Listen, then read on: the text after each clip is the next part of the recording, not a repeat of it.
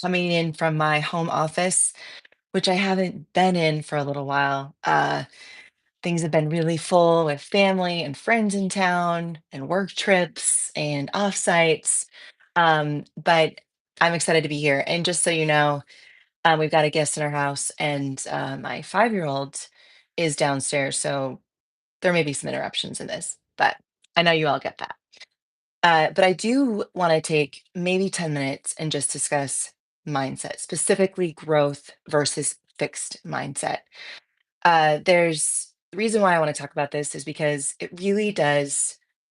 Mindset is very interesting, and it's one aspect of well being that we look at with Movement Arcs when we do leadership trainings. But it can really hold back a person in an organization, the way someone's mindset is, and or help with productivity and help the success of an organization. Right? It can go either way. And I've witnessed this in group trainings I've done with individuals who have fixed mindsets and individuals who have growth mindsets. So, what I'm going to do is take you through a way to test yourself on that today, and you can do this frequently, and whatever you're going to do is look at in your professional life and personal life. But first, I do want to dive into mindset in general, which is Dr. Carol Dweck, who's an author and a psychologist, shared that mindset, the definition of it is mindset is a mental framework or lens through which individuals view their abilities, intelligence, and potential for growth. Okay, so your your mental framework, and your mental framework also is grounded in your beliefs, and your beliefs come from the way you were raised, your education foundation, who you hang out with, and as an adult, where you work. So the people around you really do impact your mindset.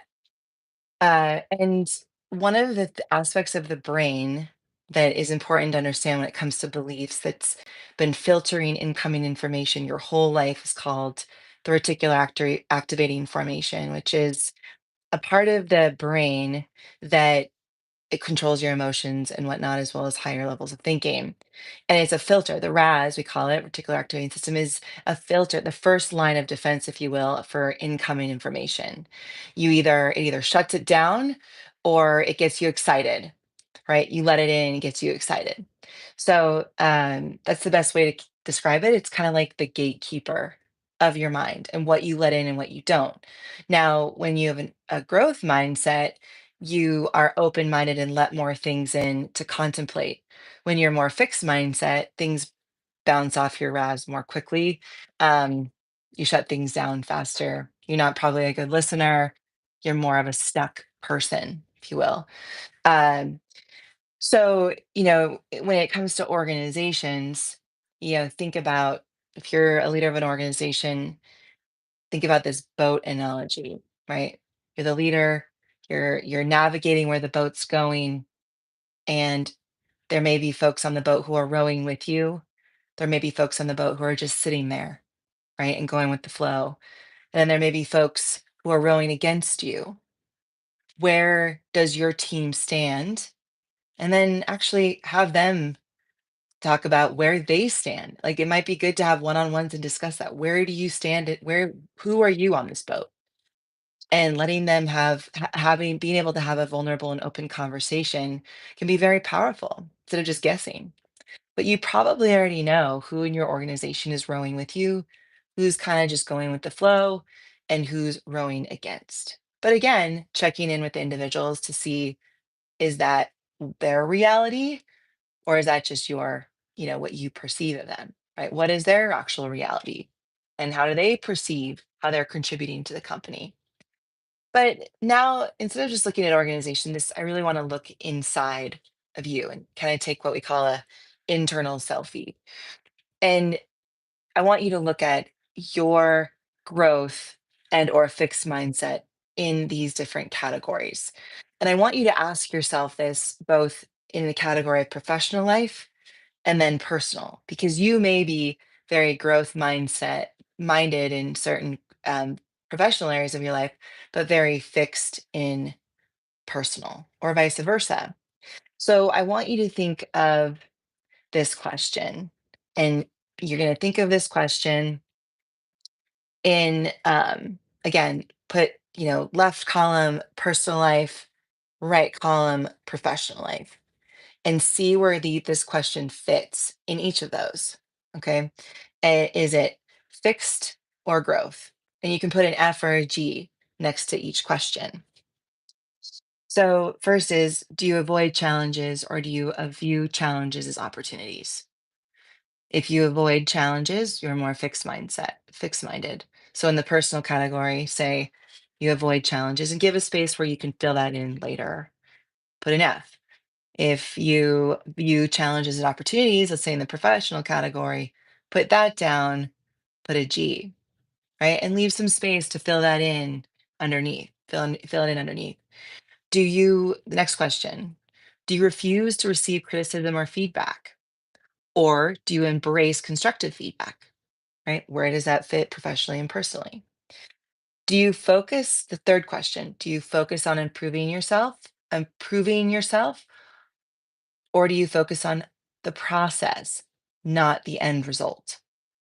Right? Again, number three, do you focus on proving yourself, or do you focus on the process, not the end result? Where does that fit in the personal and professional category? Number four, do you feel threatened by others' success, or are you inspired by other people's success? Where does that stand in the personal or professional category? The fifth question, can you accept failure? You can't accept failures or mistakes, right? Or are you able to learn and grow from failures, right? Put that in the two categories. Where do you stand?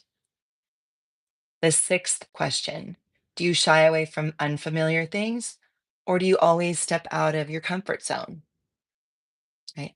Where does that stand in the personal and professional category? And then, do you believe that talent is static, or do you believe that talent is ever improving? So, this is a good start to analyzing in those seven questions about challenges, critical feedback, proving yourself, other people's success, how you perceive failures and mistakes, unfamiliar things, right? Do you like to be out of your comfort zone or do you like to be in your comfort zone? And how do you perceive talent? So, those different categories, where do you stand? And take inventory of that. That's a great thing you can bring up in a meeting too, is have people go down those questions and where do they stand in their personal and professional life and give them a chance to actually journal about it and write about it. So, these are important things to analyze and not just skim over, because I'll say, at any given time, right? Sometimes I can be more in the fixed mindset things with certain things. I can fall back into that, whereas I can't accept my failures or mistakes. But then I feel when I do that, when I've looked in my past and I can't just accept the failures I've had, or and versus choosing to grow from them, I feel this intense weight on my shoulders. So I know that the only way to alleviate that weight is to lean into growth from my failures and like analyze those failures and say, how can I grow from those? Right? How can I reframe that story I'm telling myself about said situation? And that's a more empowering way to be. And that usually folks who have a more growth mindset are very uplifting. Um, they help create more innovation in an organization versus the fixed people kind of pull the organization and or family down. So if you want to take a look inside the mind, and I highly recommend it, is look at where you stand in those categories. And when you start to shift towards growth mindset, your RAS is more open, your reticular activating system is more open to incoming information and understanding, being open-minded to have developing new beliefs or understanding where others' beliefs stand versus shutting them down. So I hope this is helpful. We just took a couple different organizations through this activity the last 2 days. One was a hospital and one was an education company. And it was really helpful. And we do this in our leadership trainings.